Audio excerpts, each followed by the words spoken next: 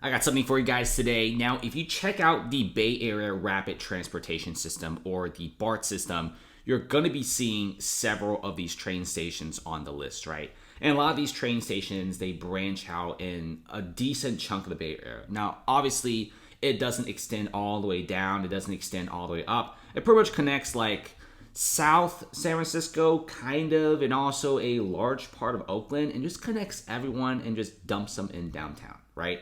Why downtown? Well, because downtown is like where all the skyscrapers are. Like, if you put your little guy on Google Maps and you drop in downtown, look at all of these massive skyscrapers. These have hundreds, even thousands of floors together with a bunch of offices. That's really about it. And even this Google Street View shows you how empty downtown is. And this Google Street View was filmed back in February of 2023, so not even that long ago, right?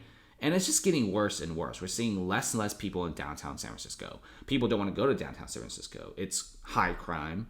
You know, if you drive your Porsche, it's probably going to be broken in very, very quickly. Homeless camps, of course, is slowly encroaching on the area. And like I said before, the crime rate of San Francisco is so high that luxury condos in San Francisco, nobody wants these luxury condos, okay? Nobody wants to go to vacation here. We already have San Francisco's biggest hotel already going bankrupt. Park Hotels, yeah, they foreclosed on a $700 million building. They pretty much said that the building was worth less than half of what they paid for. And that is pretty bad. So kiss the real estate situation in San Francisco goodbye. Because when you have the Timberland district in San Francisco already slowly moving out, people are not happy, okay? Small business owners are moving out. Restaurants are moving out. Bars are moving out. Even Whole Foods is moving out. Guys, if the Old Navy leaves, your city is probably so bad that it's probably not even to be, I can't even describe it. I can't believe a city is like San Francisco, where you have people pooping on the ground and everyone's just cool with it. Okay, when you have like 3 tents in front of a restaurant and nobody cares, the city doesn't care. It's not just about the crime, guys. Every city has crime, duh. But it's just crazy when there's crime and nothing's being done to it. That's the crazy part. And this is why nobody wants to go to San Francisco anymore. Look at this morning commute on Monday for the train station in the Bay Area. Look at how empty this is. This is supposed to be a morning commute. If you check out the New York City subway station in the morning, it's actually jam-packed. Check out the Shanghai subway station in the morning or the Tokyo subway station. It is jam-packed. But San Francisco subway station, okay, it's completely empty. And I could say San Francisco is a city that's on par with other major cities around the world. But because they literally ran it to the ground, almost on purpose, I feel like, this city's train station is now collapsing, not because of people just abusing it or tearing down the walls, whatever. It's because nobody's riding it. And they're going broke. And they can't even fund the city because all these businesses are leaving. It's costing them billions of dollars. Not to mention, just the real estate office is actually costing them billions of dollars alone. So combine that with the business that's moving out, San Francisco is so screwed. And is anything being done to it? Not really. I mean, everyone is pretty much calling for stricter laws because the Timberland district has always been an open air drug market for decades. They've never solved the problem for decades. I have no clue why. And now the Timberland is exploding outwards. Even the Twitter HQ is becoming a pretty dangerous place to work. And check this out, okay? You have them installing new escalators. Cool. Fantastic. But look at how empty this place is. Look at how empty these pictures are for this. And you could also check out the Salesforce Tower, right? The Salesforce Tower, is also completely empty. I made a whole video about that. It's pretty nasty as well to see a Salesforce Tower being this empty. Employers are leaving. Airbnb already closed down several of its offices around 888 Brandon Street. And do you see this massive sky garden? It looks pretty nice, doesn't it? Well, guess what? It's like completely empty. Okay?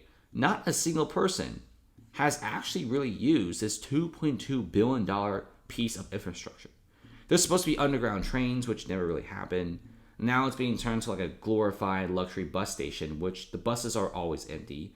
And if you go inside the Salesforce Transit Center or Transbay, whatever you want to call it, it's completely empty. It's actually crazy, right? Guys, if you look at this Google Street Map, it's filmed on March 2023. Where is all the people? There's nobody on the streets. This is supposed to be a corporate area, like an area where all of the workers get dumped off from the BART system and the train stations and come here to work. Okay, this place is supposed to be jam-packed with traffic, but nah, it's completely empty, right? And it's getting worse. In fact, it's getting so bad that activists are even trolling at this point. The Bay Area transit is completely screwed at this point. First of all, there's no funding for it, right? Second of all, people aren't even using it because San Francisco already got a loss of 150,000 workers. And they're all office workers, by the way. So all those skyscrapers, all those pretty skyscrapers that you see, yeah, it's completely empty. And there's even videos of like the Salesforce Tower being completely empty, the transit center being completely empty, and also several buildings around the area which used to be owned by Salesforce now being completely vacant. And people are saying, one, high crime rates on the train. It's pretty scary. There's all sorts of crazy stuff on the train. And like I said before, there's crime everywhere in many cities around the world, but around cities outside of San Francisco, the police seems to actually care. Now, I'm sure the San Francisco police, they want to do a lot of things, right? I bet they're frustrated too. But remember, the city politics really makes the laws so lenient, you might as well not even have any laws at all at that point. And people aren't happy about this at all. This is why so many individuals are leaving. Every single day, I could talk about coffee shops, bars, restaurants closing down. And a lot of these shops are iconic, and they've been open for over 50 years, some even over 100 years in San Francisco. And just because of these few years, they're now closing down. And it's absolutely sucky for the situation.